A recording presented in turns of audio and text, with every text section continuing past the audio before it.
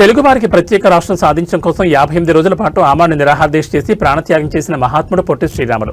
ఆయన త్యాగానికి గుర్తుగా ఏపీ ప్రభుత్వం ప్రతిష్టాత్మకంగా నిర్మించిన 58 అడుగుల భారీ కాంస్య విగ్రహాన్ని ముఖ్యమంత్రి చంద్రబాబు నాయుడు నేడు ఆవిష్కరించనున్నారు.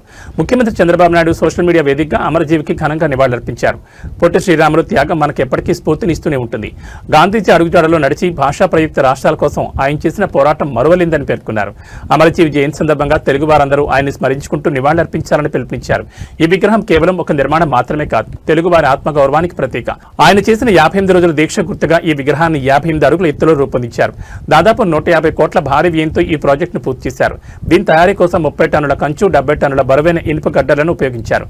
కృష్ణా జిల్లా బొమ్మలూరుకు చెందిన నిపుణులైన కళాకారులు ఈ అద్భుత విగ్రహాన్ని దశలవారీగా తీర్చిదిద్దారు.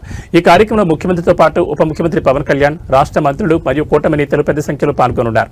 ప్రభుత్వం ఈ వేడుక కోసం అమరావతిలో కట్టుదిట్టమైన ఏర్పాట్లు చేసింది. భాషా ప్రయుక్త రాష్ట్రాల ఏర్పాటులో పొట్టి శ్రీరాములు బలిదానం దేశ చరిత్రలోని ఒక మైలురాయి.